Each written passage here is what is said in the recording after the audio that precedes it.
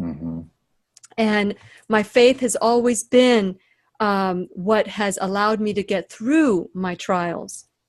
But that right there, I thought, if I truly believe that God is everywhere, Right. why would it bother me that she's worshiping in another church? Right.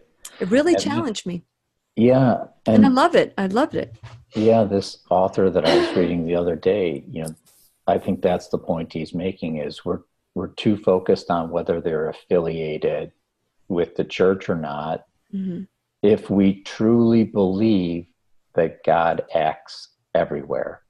So even if they disaffiliate, God is not left. Yeah, but we act as if somebody leaves the Catholic Church. I have a real good friend that is concerned that I don't go to the Catholic Church regularly anymore. I go to any church Right. that welcomes me and welcomes the philosophy that we're all one.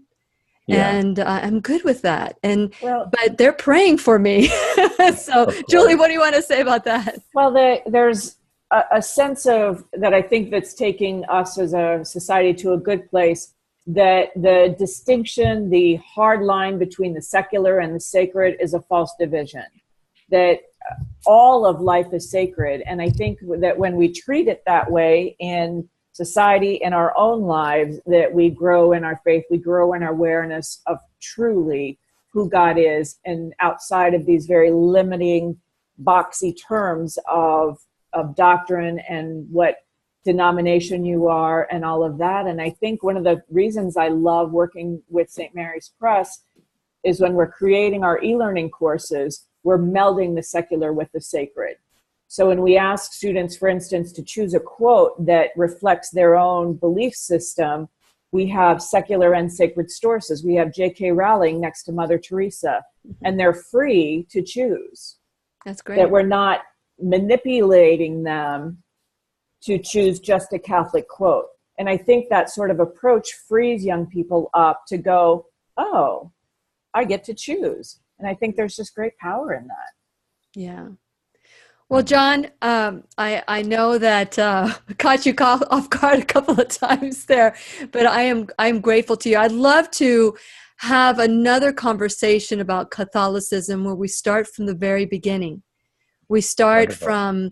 from what do we believe as Catholics? Because a lot of people believe we pray to statues, that we pray to Mary, and that we have a different God that we pray to, or Jesus. I have no idea where it could be so diluted the way it has been through the years. Is there anything that you would like to say to people that believe Catholicism is not Christian?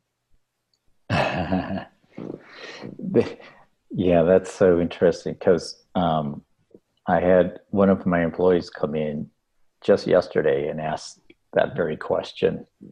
So No, so you're ready for the answer, aren't you? I don't know if I'm ready for the answer, but because Catholicism was the largest religious denomination in the U.S. for so long, on all the census data, it got placed as its own category, right? Mm-hmm. So what religion are you? Catholic, Protestant, evangelical Christian. So there's been this notion that Catholic and Christian are different from one another. Yeah. So so there's so many dogmas yeah and traditions that people don't understand. Perhaps maybe next time we can talk about the traditions and what they mean. Mm-hmm. And I will be honest with you. I think I've done confession a very, very, very few times in my life. Right. Only the times I had to, like when I went through Cursillo.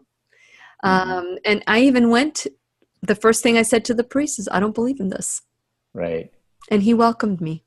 Right. He welcomed me and he said, that's you got lucky. I know. So I don't believe in this. And I've been a rebellious Catholic my whole life, I think. Mm-hmm. Many are. I'll tell stories about my mother. Tell me. She's the saint of rebellious Catholic. And wanted to be a Eucharistic minister, right? Uh-huh.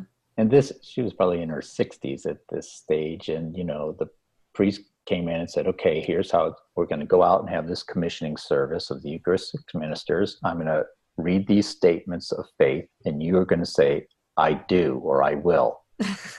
And she raises her hand, and he says, yes, Sheila. She goes, all I can say is I'll try. And he said, Sheila, no, it's I will. And she said, I'm not going to say that.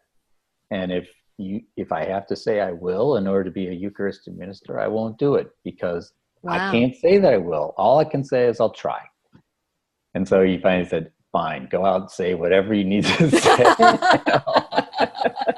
Or I will to the best of my ability. Right, exactly. That's her point. It's like, listen, I don't know. I don't know if I believe all this, but I'll give it my best. I like that. I like her. She's a lot like me. And Julie, I mean, I'm sure that you have felt the same way as you've gone and you're deep. You've been deep in the Catholic Church for so long, and that can also, cloud your vision of your religion. Well, it in some ways clarifies it. I don't disregard. I don't reject Catholicism, but there's more to my faith and spirituality, and I look for spiritual sustenance from a lot of different avenues.